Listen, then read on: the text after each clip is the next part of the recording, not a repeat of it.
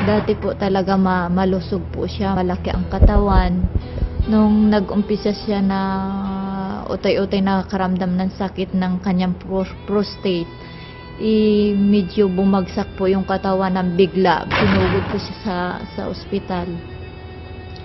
At nalaman nga namin na ang kanyang prostate ay may infection na siya. Sakit sa likod,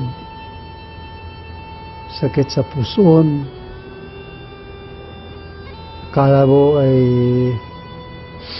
okay lang, bigla kasi yan biglang umatake.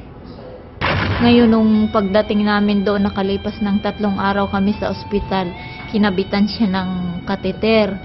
Ay nakita namin na talagang ang lumabas ay puro nana, yung lumabas sa kanyang kateter, at saka kasunod ay dugo na madami.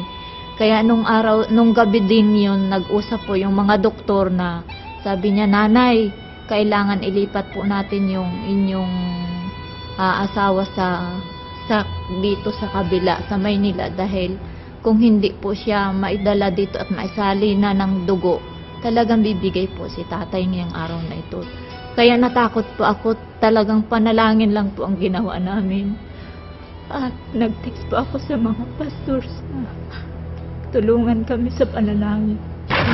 Nakita ko na hindi kaagad-agad namin isagawa yung mga pinagagawa ng doktor sa amin dahil sa kakulangan po ng financial. Nung linggo ng gabi, si Evangelist ang nagsalita doon sa church, ay inaniyahan ni Pastor Johnny na ipag-pray siya. Ngayon, sabi niya, pagkatapos ng panalangin, introduce niya yung quantum. Ngayon, sabi niya, i-try niyo, Pastor, maganda po yan, sabi niya ganun. Yung case po nitong prostate, yung kay Pastor po, isa ding kapwa Pastor ang nag-share sa kanya. So, nung nakita nga po nila, nakahiga na lang yan, marami na rin po silang sinubukan ng mga gamot, pero wala daw pong nangyari. Lalo pang meron nga din po nakagamit na mineral drops sa parang ang pakiramdam po nila, lalo silang lumala. Pero nung sila po ipinasyalan ng isa nating kasama na pastor, pinatry po sa kanya ang quantumin, in-apply po doon sa kanyang katawan, talaga po in a few minutes time po, nakatayo po ulit siya at nagkalakad po. At naramdam po niya kaagad din yung ginhawa doon sa pag-ihi niya. Na kung dati po hirap na hirap yung paglabas ng ihi, naging maganda po yung flow ng ihi. Talagang ginamit po namin yung quantum, malaki po ang pinagbago niya. Sa loob lang po ng 2 araw mahigit, nakita ko yung paa niya halos na hindi niya maibuhat, ay nandoon na naiihakbang niya ng maayos-ayos. Tapos yung kanyang prostate, hindi niya nararamdaman yung sakit. May pinagbago po sa loob lang ng higit na 2 araw.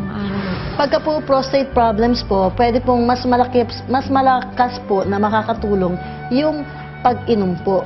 Kasi kailangan dumaan po yung ating substance na nasa Quantumin Plus doon po sa daluyan ng ihi para po madamay din po yung sa prostate gland.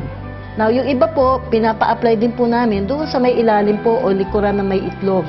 Doon po pwede rin po yung ipahid doon kasi natatransmit din po yung energy para po ma-activate po yung mga normal cells sa prostate, mag-function po normally para matalo nila yung mga abnormal cells na nandun sa prostate.